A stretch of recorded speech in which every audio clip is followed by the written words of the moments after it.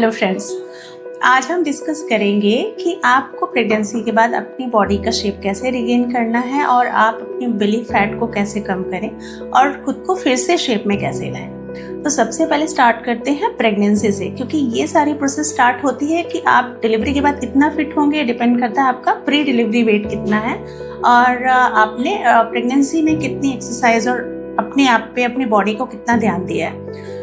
कभी भी प्रेगनेंसी से पहले कोशिश करिए कि आपका वेट जो है वो एक नॉर्मल रेंज में रहे।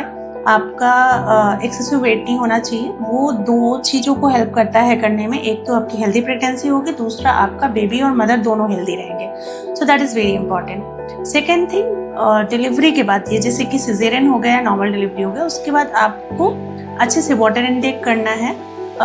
बच्चे को दूध अच्छे से पिलाना है, जबकि जब भी आप अच्छे से लैक्टेट करते हैं, ब्रेस्ट फीड कराते हैं बेबी को, तो जो वेट लॉस होता है बहुत अच्छी तरीके से होता है। थर्ड थिंग, डाइट में आपको नॉर्मल डाइट से 500 किलो कैलोरी एक्स्ट्रा डाइट लेना है, बट उसके अलावा आपको बहुत सारे लड्डू और बहुत सारा घी या बहुत सारी ऑयली या फ्राइड चीज़ें ये अवॉइड करनी है।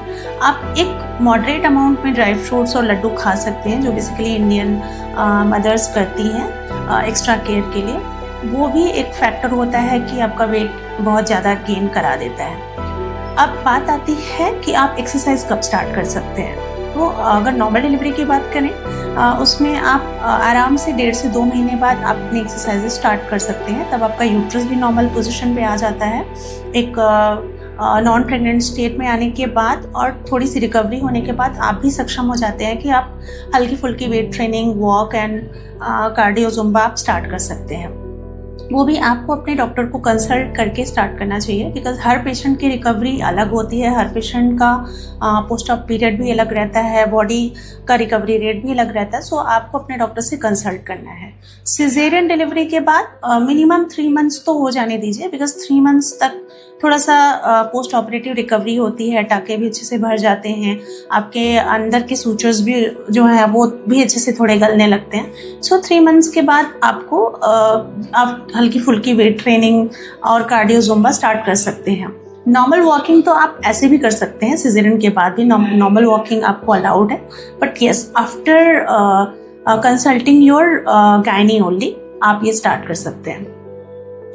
डाइट की अगर बात की जाए तो आपको लैक्टेटिंग फेज में यानी ब्रेस्ट फीडिंग फेज में बहुत ज़्यादा डाइट नहीं करना है, बिकॉज अब बच्चे को दूध पिला रहे हैं तो आपको एक्स्ट्रा कैलोरीज की ज़रूरत है, प्लस आपकी बॉडी रिकवरी के लिए भी आपको कैलोरी चाहिए। बट मैंने जैसे पहले भी बोला कि आपको बहुत ज़्यादा डाइट करने की ज़रूरत नहीं है। आप नॉर्मल डाइट खाइए, जितनी भूख लगती है उतना खाइए, पानी अच्छे से पीजिए, स्लीप अच्छे से लीजिए। उसके बाद जब 6 to 7 मंथ हो जाएंगे तो आप थोड़ी सी एक्टिविटी और एक्सरसाइजेस का लेवल बढ़ा सकते हैं, वेट्स का लेवल बढ़ा सकते हैं, and this is how you can regain your shape. Specially tummy fat reduce करने के लिए कुछ कोर एक्सरसाइजेस होती हैं जिन पे आपको फोकस करना पड़ेगा, बट ओवरऑल बॉडी को लीन थिन करने के लिए या आपको हेल्दी रहने के लिए आपको वेट ट्रेनिंग करना बहुत ज़रूरी है। ये आपकी मसल मास को भी रिगेन करेगा, प्लस जब आप वेट ट्रेनिंग करते हैं तो आपका ओवरऑल बॉडी फैट कंटेंट कम होता है और आप इससे अपने बॉडी शेप को नॉर्मल ला सकते हैं। सो ये एक वीडियो था जो कि मैं बहुत दिन से आप लोगों के लिए बनाना चाहती थी, बिकॉज बहुत सारे पेशेंट्स के क्वेश्चंस आते थे, क्वेरी आते थे कि मैम हम अपने डिलीवरी के बाद बहुत ज़्यादा बेढंगे शेप में हो गए हैं, तो हम कैसे बॉडी को शेप में लाएं।